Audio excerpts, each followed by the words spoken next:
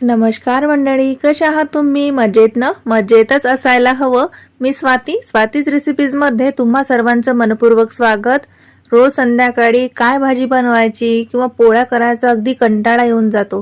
पोळी भाकरी बनवणं ज्या दिवशी तुम्हाला कंटाळवाणं वाटेल त्या दिवशी रेसिपी नक्की ट्राय करा. खूप छान, सोपी आणि हेल्दी रेसिपी आहे. तर आज आपण ही ज्वारीच्या पिठापासून बनवत आहे. तर इथे मी 3 वाट्या ज्वारीचं पीठ घेतलेलं आहे. आता तुम्हाला कितपत बनवायचं आहे त्यानुसार ज्वारीचं पिठाचं प्रमाण कमी जास्त करावं. त्याच्यामध्ये आपण 1 लिंबाचा रस घातलेला आहे. आता लिंबू जर मोठं असलं तर अर्धा लिंबाचा रस घालायचा, नाहीतर याच्या जागेवर तुम्ही 2 चमचे दही घेतलं तरीही चालेल.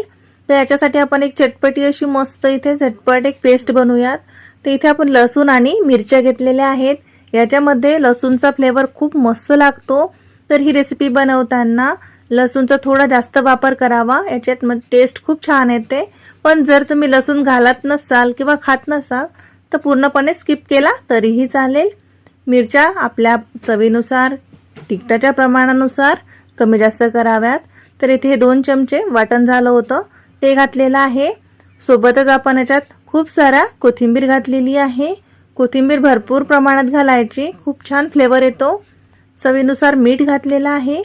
लाल तिखट नुसतं कलरसाठी घालत आहे, कारण तिखटासाठी आपण हिरव्या मिरच्या वापरलेल्या आहेत. आणि मुलं जर खूप लहान असतील, तिखट कमी खात असतील तर लाल तिखट टाकू नये. हा नाश्ता लहानांपासून मोठ्यांपर्यंत सर्वांना आवडेल. थोडीशी हळद पावडर पण आपण याच्यामध्ये घातलेली आहे.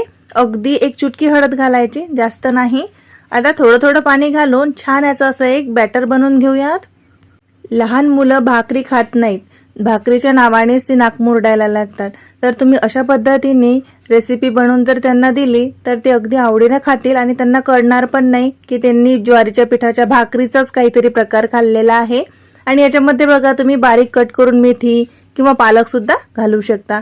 जर मुलं पालेभाज्या खात नाहीत तर याच्यामध्ये अगदी बारीक कट करून घालायचं, म्हणजे त्यांच्या लक्षात सुद्धा येणार नाही. तर इथे बघू शकता आपण मस्त हे बॅटर इथे मिक्स करून घेतलेलं आहे. थोडी कोथिंबीर आणखी वरून घालते, जेवढी आपल्याला आवडत असेल त्याप्रमाणे, कारण कोथिंबीरची काही क्वांटिटी नसते. तर इथे कन्सिस्टन्सी तुम्ही बघू शकता बॅटरची. या पद्धतीचं बॅटर आपल्याला इथे बनवायचं आहे. या पद्धतीने ज्वारीच्या पिठापासून तुम्ही ही रेसिपी बनवली ना तर सगळे खुश होतील. लहानांपासून मोठ्यांपर्यंत सगळे आवडीनं खातील, अगदी मागून खातील मुलं तर. आणि टिफिनमध्ये जरी दिलं तरी त्यांच्या लक्षात येणार नाही की हे भाकरीचा काही प्रकार आपण खात आहे म्हणून. तर इथे बघा, आपण काय केलेलं आहे, तावा गरम करून घेतलेला आहे. तव्याला थोडंसं तेल लावून घ्यायचं, अगदी थोडं लावायचं, जास्त लावायची गरज नाहीये.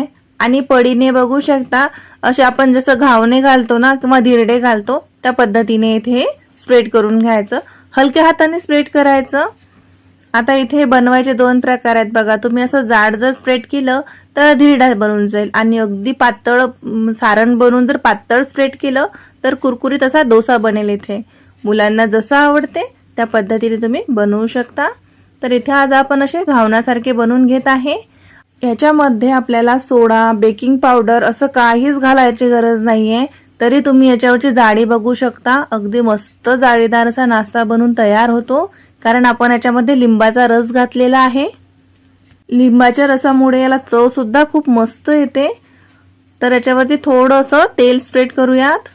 जिथे जिथे ते छिद्र दिसतात ना आपल्याला, म्हणजे जाडी दिसते ना, त्याच्यामध्ये थोडं थोडं तेल सोडायचं, म्हणजे असा खरपूस असा त्याला कलर पण सुंदर येतो आणि छान प्रकारे भाजल्या पण जातो. वाव, बघू शकता तुम्ही याचा कलर काय अप्रतिम आलेला आहे, मस्तच. तर चला आता दुसऱ्या बाजूने सुद्धा असंच याला खरपूस भाजून घेऊयात. रोज संध्याकाळी भाजीला काही नाहीये, भाजीला काय करायचं, किंवा मग भाजी पोळी भाकरी बनवणं अगदी कंटाळवाणं वाटतं, त्या दिवशी तुम्ही हा नाश्ता नक्की बनवा.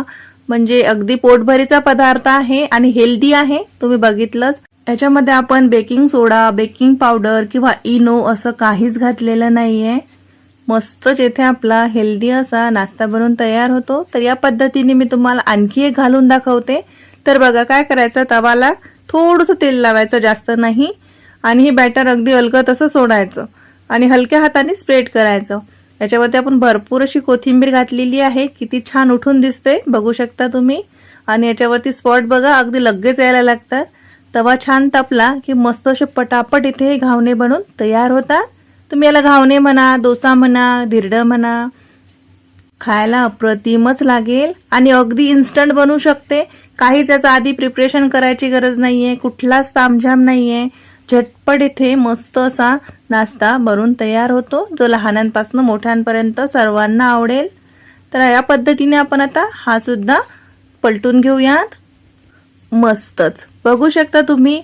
हा नॉनस्टिकच्या ताव्यावरच बनवायचा असं काही नाही आहे, तुम्ही आपला रेग्युलर लोखंडी ताव्यावर सुद्धा बनवू शकता, ज्यावरती आपण रोज पोळ्या बनवतो ना त्यावरती.